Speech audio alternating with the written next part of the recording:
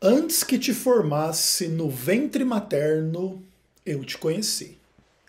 Eu sou Ezequiel Gomes, você está no canal Vem Senhor Jesus. E hoje eu convido vocês a meditar na palavra de Deus na forma de um sermão expositivo sobre o livro do profeta Jeremias no capítulo 1. Então você pode abrir a sua Bíblia caso você queira acompanhar a leitura comigo, caso você queira e possa.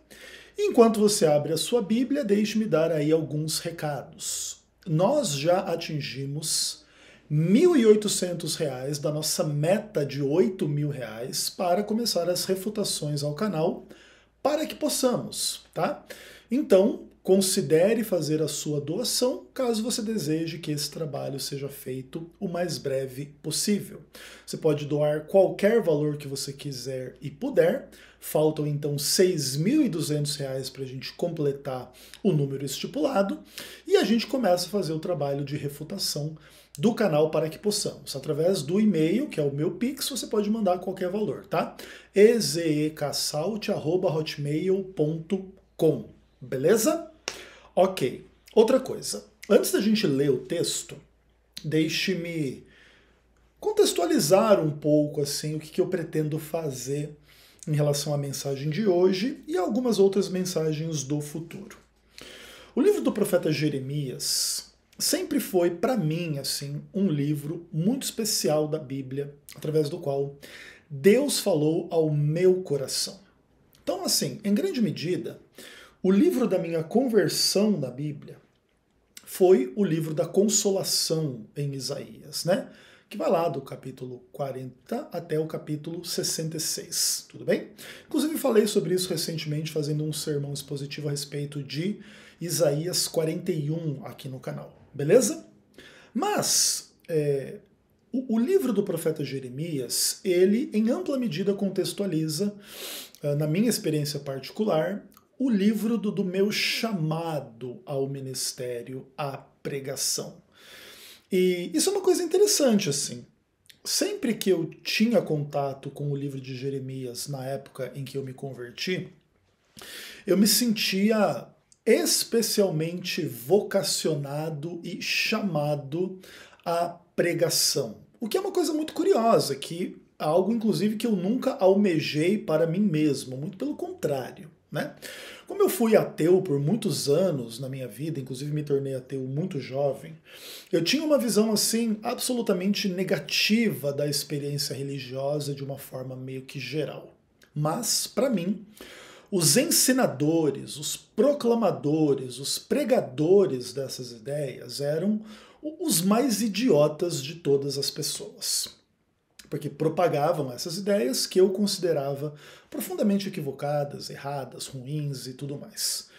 E aí eu passei pela minha experiência de conversão e lendo a palavra de Deus, especialmente lendo o livro do profeta Jeremias, eu entendia, através ali da influência do Espírito Santo, de que eu teria um ministério, e esse ministério, de alguma maneira, ele tinha alguns pontos de contato, alguns paralelos com o profeta Jeremias, não só assim no nível da experiência pessoal de Jeremias, mas do conteúdo da pregação de Jeremias. Então, a partir de agora, eu quero propor aí a vocês que eu vou fazer uma sériezinha de sermões expositivos a respeito do livro de Jeremias. O livro de Jeremias ele tem aqui, olha, 52 capítulos. Eu também não sei se eu vou fazer um sermão expositivo para cada capítulo, mas vou fazer para a maioria deles. E também não vou fazer assim muito seguidamente. Então, nos próximos aí, 1 ano, 2 anos, 3 anos, se a gente estiver vivo, talvez a gente consiga cobrir aí boa parte do livro de Jeremias e fazer mensagens expositivas a partir dele. E nada melhor do que a gente começar com o capítulo 1, não é verdade? Para a gente manter aí uma ordem. Eu já comecei a fazer algo semelhante em relação ao livro do profeta Isaías, parei no capítulo 15, 16, se eu não me engano, até pretendo retomar. E a gente vai fazendo então a exposição dos textos bíblicos e no final, né, daqui a alguns anos, quem sabe a gente consiga cobrir assim uma ampla porção do texto bíblico com mensagens expositivas. Recado dado? Beleza, pessoal? Então, assim com a palavra de Deus aberta na nossa mão, vamos orar para que Deus fale ao nosso coração. Oremos. Papai do céu, maravilhoso e querido, obrigado porque temos o privilégio de estudar a tua palavra nesta mensagem. Não queremos ouvir a voz do Ezequiel nem do Jeremias, mas queremos ouvir a tua voz, através do texto bíblico do profeta Jeremias e do Ezequiel. Por isso eu te peço perdão pelos meus pecados, peço que o Senhor purifique a minha mente e o meu coração para poder estar atento àquilo que o Senhor deseja que seja exposto aqui nesta mensagem e que o Senhor abençoe cada um que está estudando esta palavra comigo, que sejam acompanhados também do teu Espírito e que sejam acumulados aí de toda sorte de bênçãos espirituais como desejo para mim mesmo. Socorre a nossa família em termos de saúde, vida financeira, sentimental, espiritual. O Senhor sabe as dificuldades e as questões de cada um, de cada família. E assim podemos te louvar na consciência de que o Senhor nos ama e está conosco. Tudo oramos em nome do Senhor Jesus. Amém. Bom, meus amados, eu vou proceder então à leitura do texto, Jeremias 1, do verso 1 até o verso 19, e depois retomo com a exposição do texto completo, ok? Vamos lá então. Palavra de Jeremias, filho de Ilquias, um dos sacerdotes que estavam em Anatote, na terra de Benjamim. A ele veio a palavra do Senhor nos dias de Josias, filho de Amon, e rei de Judá, no 13º ano do seu reinado, e também nos dias de Jeoaquim, filho de Josias, rei de Judá, até o fim do 11º ano de Zedequias, filho de Josias, rei de Judá, e ainda até o 5º mês do exílio de Jerusalém. A mim veio, pois, a palavra do Senhor, dizendo: Antes que eu te formasse no ventre materno, eu te conheci.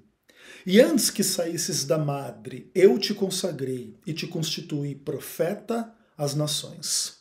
Então lhe disse eu: Ah, Senhor Deus! Eis que não sei falar, porque não passo de uma criança. Mas o Senhor me disse: Não digas, não passo de uma criança, porque a todos a quem eu te enviar, irás. E tudo que eu te mandar, falarás. Não temas diante deles, porque eu sou contigo para te livrar, diz o Senhor. Depois estendeu o Senhor a mão, tocou-me a boca, e o Senhor me disse: Eis que ponho na tua boca as minhas palavras. Olha que hoje te constituo sobre as nações e sobre os reinos, para arrancar e derrubar, para destruir e arruinar, e também para edificar e plantar. Veio ainda a palavra do Senhor dizendo: Que vês tu, Jeremias? Respondi: Vejo uma vara de amendoeira. Disse-me o Senhor: Viste bem, porque eu velo sobre a minha palavra para a cumprir.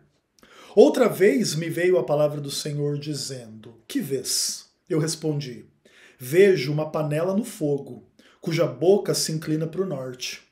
Disse-me o Senhor: Do norte se derramará o mal sobre todos os habitantes da terra. Pois eis que convoco todas as tribos dos reinos do norte, diz o Senhor, e virão, e cada reino porá o seu trono à entrada das portas de Jerusalém, e contra todos os seus muros em redor, contra todas as cidades de Judá. Pronunciarei contra os moradores destas as minhas sentenças, por causa de toda a malícia deles. Pois me deixaram a mim, e queimaram incenso a deuses estranhos, e adoraram as obras das suas próprias mãos. Tu, pois, cinge os lombos, dispõe-te, e dize-lhes tudo quanto eu te mandar.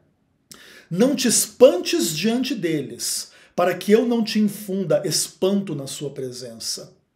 Eis que hoje ponho por cidade fortificada, por coluna de ferro e por muros de bronze, contra todo o país, contra os reis de Judá, contra os príncipes, contra os sacerdotes e contra o seu povo. Pelejarão contra ti, mas não prevalecerão, porque eu sou contigo, diz o Senhor, para te livrar. Eu não me comparo com Jeremias, ok? Ainda que eu entenda que muitos aspectos da obra aqui delineada representam algumas das facetas do que eu entendo que Deus me chamou para realizar. Mas aqui o ponto não é pegar a experiência de Jeremias e atribuí-la a mim. Vamos tentar entender a experiência dele, inclusive nos aspectos em que ele obviamente difere de mim. E vamos tentar entender assim a posição de uma pessoa como Jeremias no contexto onde ele vivia. E aí, se isso vai ter implicações ou não para a experiência do Ezequiel, é uma coisa totalmente secundária. O que importa é a gente se acercar dos fatos a respeito do texto. Jeremias, ele é de família sacerdotal, já é a primeira diferença em relação ao Ezequiel Gomes. E ele vem à existência num contexto político super complexo, e aí talvez a gente possa ver aqui uma semelhança em relação ao Ezequiel, que vive num contexto político extremamente complexo no Brasil e no mundo. Mas Jeremias, ele nasce então nessa família sacerdotal, nesse contexto político super complexo, e o seu povo está no exílio, o exílio de Jerusalém, conforme dito no verso 3. E aí, Deus se apresenta a Jeremias e vai bater um papo com ele. Em algum momento também Deus se apresentou a mim e veio bater um papo comigo. E a palavra de Deus veio a Jeremias e colocou para ele algumas questões assim profundamente curiosas. Antes que eu te formasse no ventre materno, eu te conheci. Antes que você saísse da madre, eu te consagrei profeta às nações. Naturalmente, a onisciência de Deus, a presciência de Deus a respeito de Jeremias se multiplica pela existência de todas as pessoas em todos os contextos históricos da face da Terra, uma vez que Deus nunca deixa de ser quem ele é e de ter os atributos que ele tem. Então, o que é dito aqui a respeito de Jeremias, no que tange ao pré-conhecimento de Deus a seu respeito, mesmo antes que ele fosse formado no ventre da madre, poderia ser dito a respeito de todas as pessoas na face da Terra. Ainda que a consagração a ser profeta, daí não, né? Aí no caso é para algumas pessoas. E eu, Ezequiel, também não me considero profeta, tudo bem?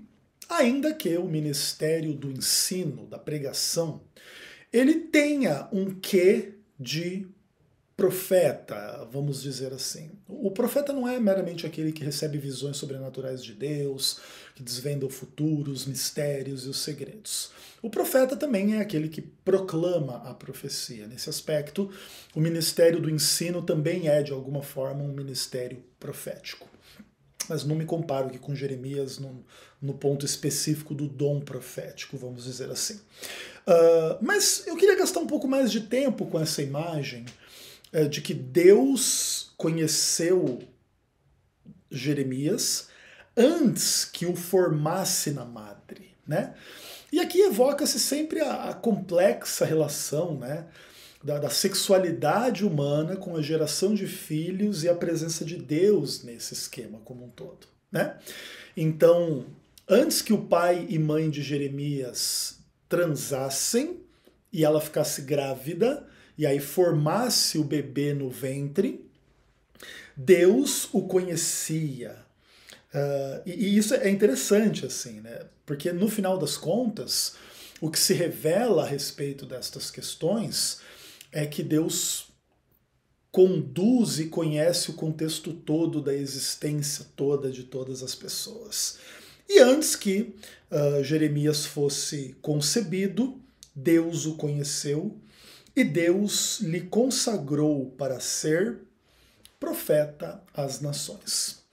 A continuação do texto diz que Jeremias meio que se espanta com essa informação e ele responde assim, mais ou menos parecido com Moisés, né? Senhor, eu não tenho as habilidades necessárias, especialmente no que tange ao aspecto da fala.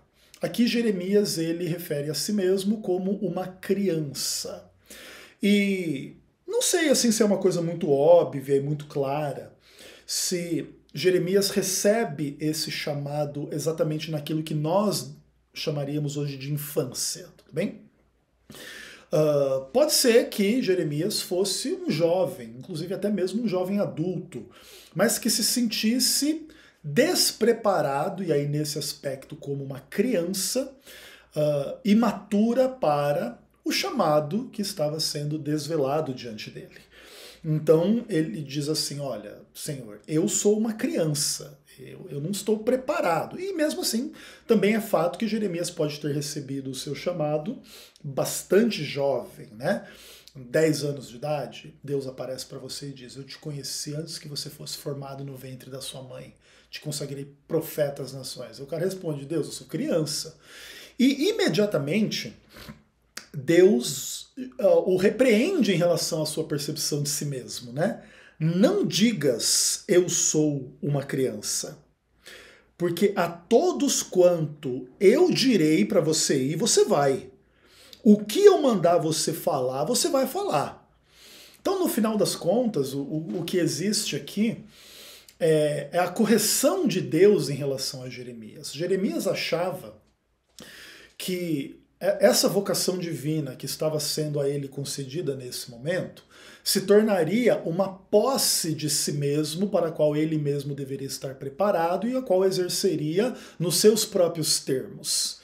E isso é muito interessante, assim. Na minha experiência do meu chamado com Deus,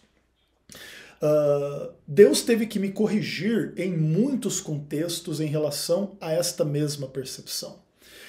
Tanto de que eu era incapaz de fazer o que precisava ser feito, quanto de que não era eu que determinaria o que seria feito e como seria feito.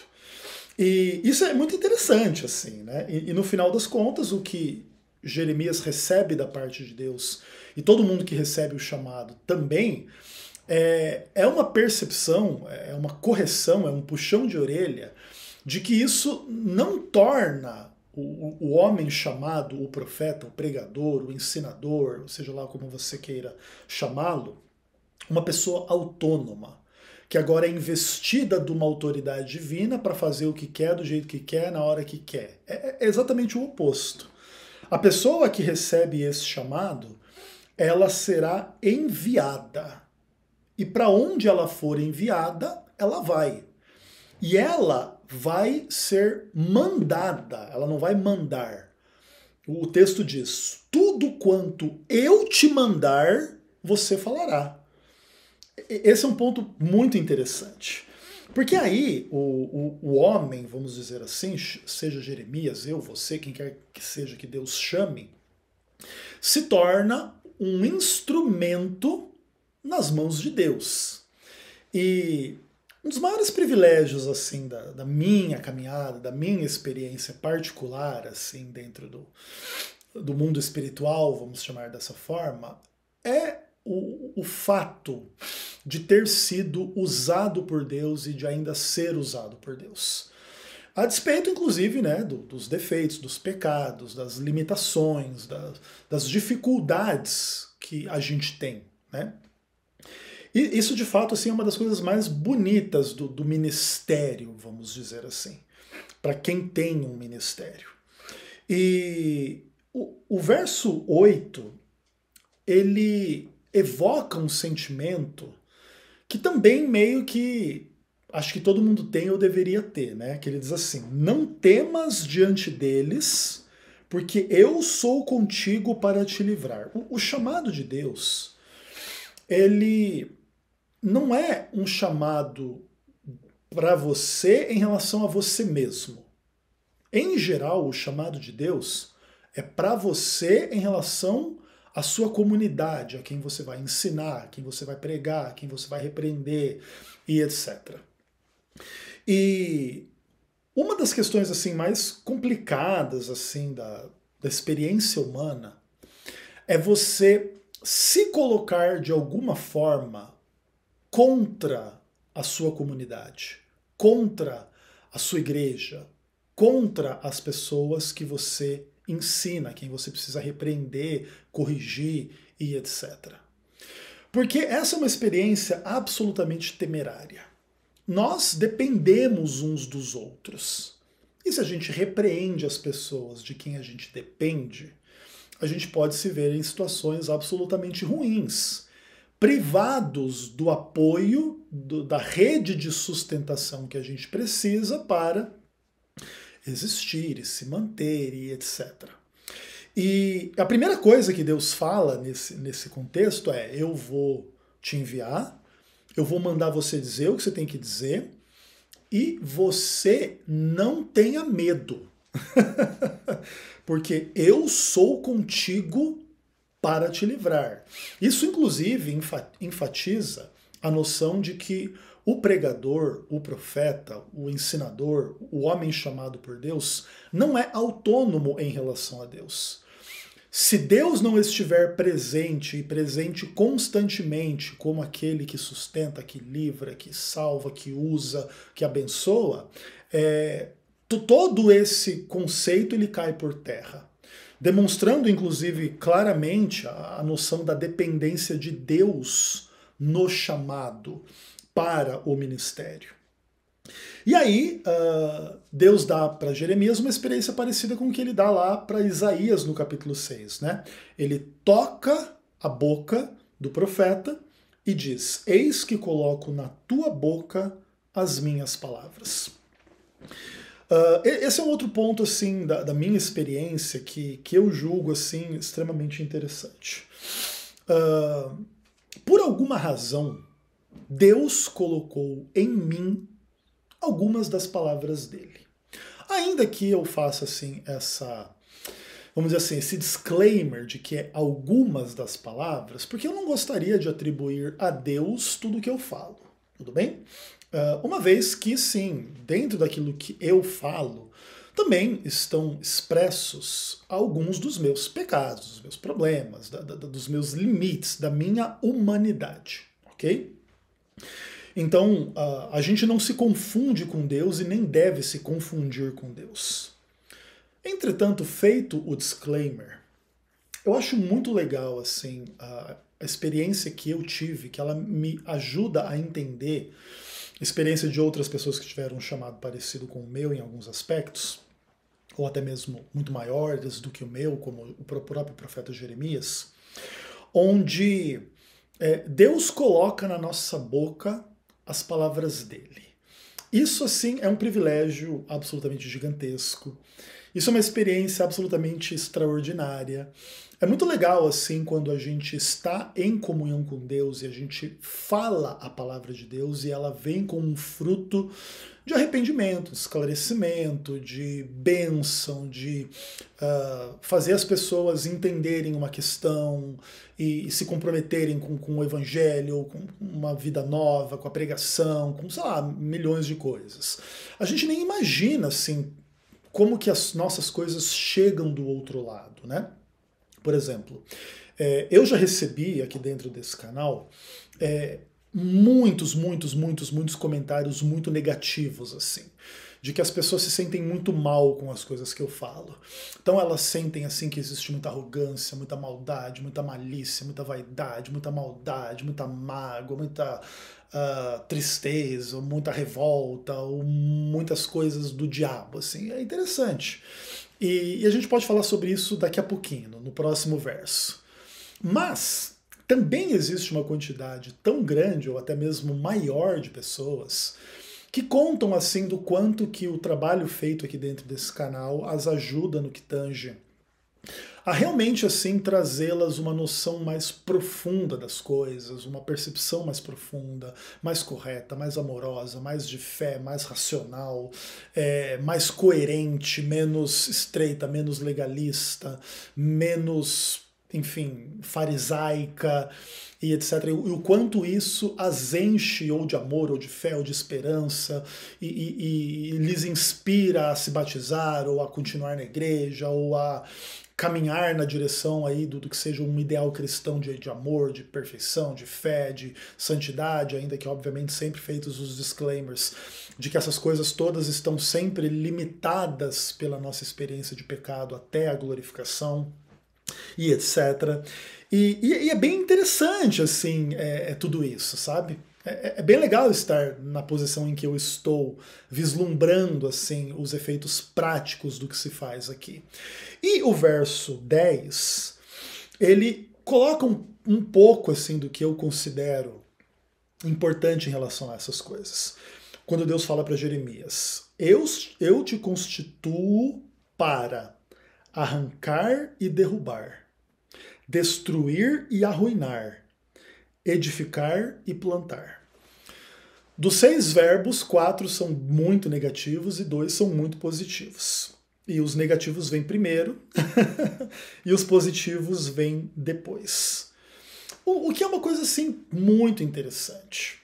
As pessoas, às vezes, elas têm a noção muito equivocada de que o chamado de Deus para uma pessoa deve conduzir esta pessoa unicamente aos aspectos céu de brigadeiro do Evangelho, vamos dizer assim. É só para edificar e plantar. E ninguém aqui está minimizando a importância de se edificar a igreja, de se plantar aquilo que é bom, para se colher aquilo que é bom e tudo mais, ok? Isso aqui, inclusive, está no texto. É óbvio que isso é essencial. É óbvio que isso é central. É óbvio que isso é ideal. É óbvio que esse deve ser o nosso foco. Mas, em alguns contextos, é impossível você edificar e plantar se antes você não arrancar, você não derrubar, você não destruir e você não arruinar determinadas coisas, certo? Vamos trabalhar com a seguinte hipótese. Deus me deu um campo para eu plantar coisas que vão alimentar as pessoas. Excelente, vou edificar e plantar. Olha que chamado bonito. Só que neste campo, onde eu vou edificar e plantar coisas que vão alimentar as pessoas, está plantado uma plantação de folha de coca para fazer cocaína para as pessoas cheirarem aí por aí. O que eu preciso fazer antes de plantar o rango para a galera comer? Eu vou precisar arrancar tudo aquilo, queimar tudo aquilo, destruir tudo aquilo, arruinar tudo aquilo para fazer a minha obra, não é fato? Então, os aspectos positivos do que a gente precisa fazer não devem ser relativizados, não devem ser minimizados, mas é impossível você fazer o bem que você precisa fazer se você não botar o dedo na ferida, não arrancar, não destruir, não derrubar e etc. e tal. E quando a gente está no momento de arrancar, derrubar, destruir e arruinar, surge, né, a percepção de que você está fazendo o quê? O bem ou o mal? Você está fazendo mal, não é isso? Sim, é exatamente esse o sentimento das pessoas. Porque no final das contas, essas pessoas que têm esse sentimento, elas não conseguem enxergar que para plantar e edificar aquilo que seja da vontade de Deus, tem que se arrancar e arruinar aquilo que não é. Só que nem sempre as pessoas percebem as coisas que precisam ser arruinadas como coisas de fato que precisam ser arruinadas. Então, por exemplo, uma pessoa que é um fariseu, assim, vamos colocar dessa forma. Ele não entende que o farisaísmo precisa ser derrubado para que uma religião, sei lá, de mais amor, mais misericórdia, mais coerência, mais santidade, etc., se realize. Porque no final das contas, o fariseu ele não percebe que o farisaísmo é uma deturpação, é uma depravação, é uma doença mental, é uma doença espiritual, é um equívoco, é um sinal de um monte de características que, no final das contas, implicam em maldade, burrice, malícia, vaidade, pompa humana, o desejo de estar bem com os seres humanos e blá blá blá. E tem as características do pecado, do farisaísmo, que são bem amplas nesse aspecto. E quando você tenta corrigir e repreender essas coisas, obviamente, vamos dizer assim, a recepção dessas coisas do outro lado nunca vai ser a mais tranquila, a mais simples, a mais de boa. Pelo contrário, essas pessoas elas vão se debater com essas noções e elas vão fazer o quê? Elas vão te combater, elas vão reagir contra aquilo que você faz. Que inclusive já está implícito no texto que a gente mesmo leu. Não temas, porque eu sou contigo para te livrar. Ou seja, vai rolar uma treta, mas Deus vai estar com você para te livrar, e você não deve temer essa reação por parte das pessoas. Isso é muito legal, assim, todo mundo que já foi chamado por Deus em algum contexto, seja micro ou macro, e obviamente que o meu contexto é micro e o contexto de Jeremias é macro, já passou por isso, já passou por essas percepções. Isso é bem interessante, tanto que Jeremias vai ser perseguido, ele vai ser preso, ele vai ser denegrido, etc. e tal, pelas questões religiosas e políticas, esse contexto religioso político da vida dele, em função do seu chamado, né? Bem interessante. E aí, depois dessa introdução, nós temos dois momentos mais, né, além desse primeiro, em que vem a palavra de Deus a Jeremias. O primeiro está lá no verso 11, onde Deus dá uma visão a Jeremias e pergunta: o que você vê? Ah, eu vejo uma vara de amendoeira. Aí o Senhor diz: ó, você viu bem, porque eu velo sobre a minha palavra para a cumprir. Esse é um texto um pouco enigmático na minha visão. Mas estudando o texto, se diz assim, que a amendoeira é uma das poucas árvores que dá fruto meio que o ano todo, e ela tem uma característica interessante, assim, de que no começo do inverno ela meio que seca e ela dá a percepção assim de que ela está absolutamente morta. Só que ela se antecipa à primavera e ela floresce no final do inverno. Que inclusive é uma coisa muito útil em determinados aspectos, né? Pode ser aí a diferença entre a vida e a morte, né? Você planta o ano todo para guardar para o inverno, onde o bicho vai pegar, a neve vai cobrir tudo, ou coisas do tipo. E chega no final do inverno, já está com quase nada para comer. E se aí a amendoeira floresce e dá fruto no inverno, no fim do inverno, ela já representa ali algo que comer no fim do inverno, né? Isso é bem legal. E o aspecto assim que provavelmente esteja aqui em mente, né, na questão como um todo, inclusive como isso existe na Bíblia em muitos momentos, onde alguma metáfora agrícola é usada para representar a pessoa de Deus, a palavra de Deus, a obra de Deus, etc, etc, etc. Essa aqui é mais uma dessas ocasiões, onde aparentemente o que Deus está mostrando para Jeremias aqui talvez seja uma lição a respeito desse ciclo, né, da amendoeira, como parece que morreu, mas vai dar fruto na hora certa, no lugar certo, para fazer as pessoas sobreviverem. Isso, de alguma maneira, é um ensino da parte de Deus, né, que vela sobre a sua palavra para a cumprir. Às vezes, a gente tem ideais assim da palavra de Deus, por exemplo, que a palavra de Deus ela nos ensina o amor a Deus, o amor ao próximo, como a nós mesmos, numa vida de santidade, fé e cumprimento de missão. Olha que coisa simples, né? Olha que fruto bonito e simples e tranquilo. Mas no final das contas, às vezes quando a gente olha para o nosso pecado e para o pecado do povo de Deus, a gente tem a sensação de que não existe amor nem a Deus, nem ao próximo, nem a si mesmo, e o que existe é um monte de egoísmo e pecado e maldade, burrice, fanatismo, ignorância, farisaísmo e blá blá blá. É como a amendoeira, assim, que parece que está ali destruída no começo do inverno, que morreu. Mas, no momento certo, ela vai florescer, porque Deus vela sobre ela para que ela floresça. E aí Deus dá a última visão do capítulo 1, que é uma visão de uma panela no fogo, e a boca dessa panela está voltada para o norte. E aí, essa também é uma imagem um pouco enigmática, né? Se Deus não explica o que ele quer dizer com isso aqui, eu jamais entenderia.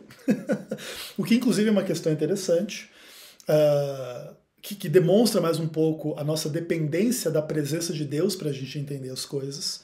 A gente não entende as coisas espirituais por nós mesmos. A Bíblia é muito clara ao dizer que as coisas espirituais para o homem carnal, para o homem natural, são loucura, é tudo idiotice, porque elas se discernem espiritualmente. Mas aí também Deus não faz muito suspense, muito drama e já explica, né? Então essa boca da panela voltada para o norte, por alguma razão, tem que ver com o fato de que do norte se derramará o mal sobre os habitantes da terra de Israel. É como se Deus colocou a panela no fogo, com a boca assim embocada para o norte, para dali já caiu algum líquido vindo do norte para ser cozido ou algo do tipo. Então, o que ele está querendo dizer com essa imagem é que vai vir uma invasão das tribos do norte sobre o povo de Israel para causar o mal. Isso também é uma coisa interessante, né? Porque nem sempre a obra de Deus é trazer o bem, de vez em quando é trazer o mal. E o mal virá sobre o reino, e esses reinos do norte virão e porão o seu trono à entrada da porta de Jerusalém. Por quê? E aí ele passa a explicar a situação no verso 16. Que ele vai pronunciar contra os moradores da terra de Israel, vamos dizer assim, contra o povo de Deus, as sentenças divinas. E o que motiva essas sentenças? A malícia do povo. E o que é essa malícia? É deixar Deus de lado, queimar incenso a deuses estranhos e adorar a obra das suas próprias mãos. Inclusive, esses aspectos, eles de alguma maneira, eles são um pouco o inverso da dependência de Deus, né? É você agora, então, criar Deus segundo a sua imagem e semelhança, fazer as obras das suas mãos, os seus ídolos, etc. e tal, e adorar exatamente essas coisas, né? E isso era feito pelas nações, isso era proibido a Israel, que tinha o Deus verdadeiro, em contraposição aos deuses falsos das nações. Mas quando Israel se permite seduzir pelo mesmo caminho de idolatria dos demais, Deus vai fazer com que os demais invadam a terra e causem o mal sobre eles para punir essa malícia, para punir essa maldade. O que, inclusive, já coloca diante de nós a ideia de que nós não devemos ter nenhuma ilusão de que no meio do povo de Deus não existe o mal. E é exatamente por causa disso que é necessário o ministério daquele que vai arrancar, derrubar, destruir e arruinar. Porque é voltado contra esses aspectos, óbvio. Nem sempre o povo vai concordar que determinada coisa é má, porque se todo mundo concordasse, aquela coisa má nem seria feita, vamos dizer assim. Então, as pessoas aqui em Jerusalém, fazendo um ídolo, adorando a obra das suas mãos, queimando incenso a esses deuses falsos, elas provavelmente não estavam conscientes de que com isso estavam fazendo o absoluto contrário da vontade de Deus, e poderiam tentar justificar essas práticas. Seja como for, por isso é necessário que seja trazido o juízo de Deus sobre a situação, para que fique claro o desagrado de Deus em relação às questões. Isso, inclusive, tem que ver com por que Deus permite as coisas ruins no meio do seu povo. Exatamente para chamar a atenção a determinados aspectos onde as coisas não vão bem ou não estão bem em função da idolatria, da rebeldia, da malícia, da vaidade dos seres humanos. E no meio dessa visão, né, das tribos do norte invadindo Israel e fazendo mal em função do mal que Israel mesmo estava fazendo, a exemplo das próprias nações pagãs, aí Deus fala diretamente com Jeremias. Você, então, você cinja os seus lombos, você se disponha e fala tudo que eu mandar. E aí, para mim, tem um dos versos mais curiosos aqui, que é o verso 17. Não te espantes diante deles, para que eu não te infunda espanto na sua presença. E aqui existe uma imagem de sinergismo assim muito interessante. Não te espante.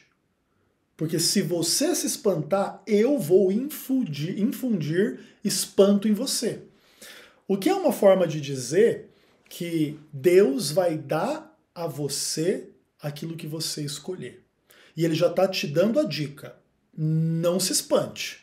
Porque se você se espantar, eu vou te dar espanto. Ou seja, Deus já prepara você para você saber que você vai enfrentar um problema e ele já diz de antemão, você não teme o que vai acontecer, porque senão você vai ter medo. Basicamente é isso, né? Ele vai multiplicar aquilo que você fizer, aquilo que você escolher. E assim, tipo, na minha experiência particular, assim, com o meu ministério, eu tive que tomar um pouco de algumas decisões em relação a isso, muito nitidamente. Por exemplo, quando eu saí da obra, assim, da instituição, e fui desligado do ministério e etc., eu tive que fazer uma escolha, assim, em relação a como que eu seguiria, assim, o meu chamado, né? Porque para mim não era uma opção não continuar no chamado que Deus me fez. Deus não me desobrigou do meu chamado nem por um minuto. E aí eu pensei assim, ok, o que eu faço? Eu faço um ministério público através da internet, onde eu posso falar as coisas que entendo que devo falar, ou eu me concentro na igreja local e tento fazer as coisas assim por uma via mais institucional, vamos dizer assim. Ok.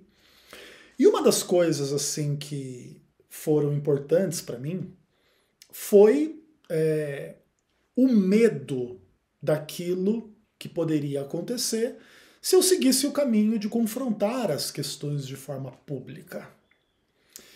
E eu não posso dizer para vocês assim que não houve um momento, que não houve um cálculo, de que talvez assim não fosse uma coisa muito benéfica para mim vir a público com o meu ministério, que aqui em Jeremias também existiu de alguma forma, de arrancar, derrubar, destruir e arruinar.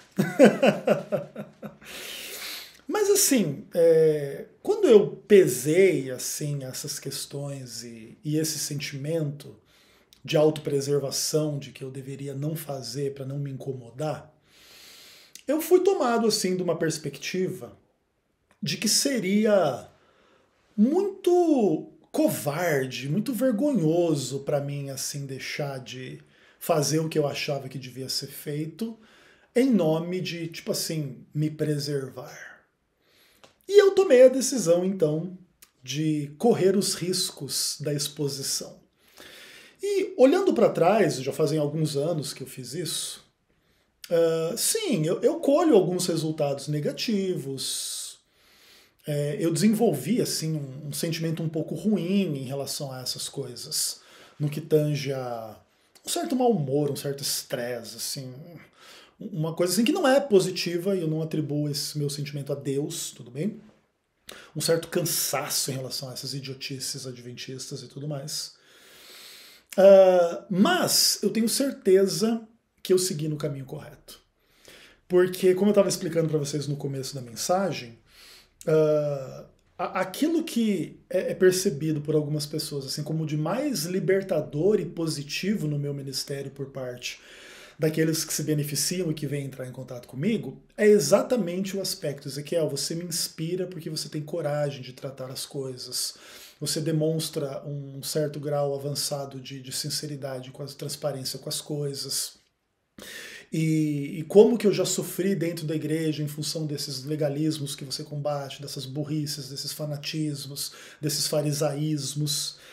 E então, assim, graças a Deus eu consegui, né, equacionar bem essas coisas lá no momento do passado e ter seguido o caminho que eu segui, né? E eu não tenho medo dos resultados, assim, tipo, eu não tenho medo quando se fazem dezenas de vídeos falando mal a meu respeito. Quando se fala a boca pequena e etc e tal, que eu sou do diabo, que eu sirvo o diabo, que eu odeio a igreja, que eu odeio Deus, que não sei o que, blá blá blá. Para mim, inclusive, todas essas coisas, elas são meramente confirmações de que Deus fez para mim um chamado semelhante ao que fez para Jeremias. E aí o texto aqui ele continua dizendo assim: eis que te ponho por uma cidade fortificada, por coluna de ferro e por muro de bronze, contra todo o país, contra os reis de Judá, contra os príncipes, contra os sacerdotes e contra o povo. Eu me sinto exatamente nesta situação e neste momento. Eu sou uma muralha contra tudo e contra todos. Até mesmo por causa das minhas tretas políticas e religiosas, e que vão, né, a todo o país até em relação aí a todas as pessoas. E no final, Deus faz para Jeremias, né, uma promessa que eu tomo para mim mesmo. Pelejarão contra ti, mas não prevalecerão, porque eu sou contigo, diz o Senhor, para te livrar. Deus tem cumprido essa promessa na minha vida. Naturalmente, se eu estou bem aplicando e bem entendendo esta relação entre o que Deus diz para Jeremias e o que eu entendo que ele diz para mim, aí é uma discussão complexa, tá? Mas eu gostaria de dizer para vocês que, sim, o livro do profeta Jeremias é uma das principais fontes de inspiração do meu ministério. E eu vou explicar, inclusive, um pouco melhor essas razões no futuro, na exposição dos próximos capítulos. Beleza? Obrigado pela sua atenção, pelo seu carinho, pelo seu amor e a gente se vê. Um abraço.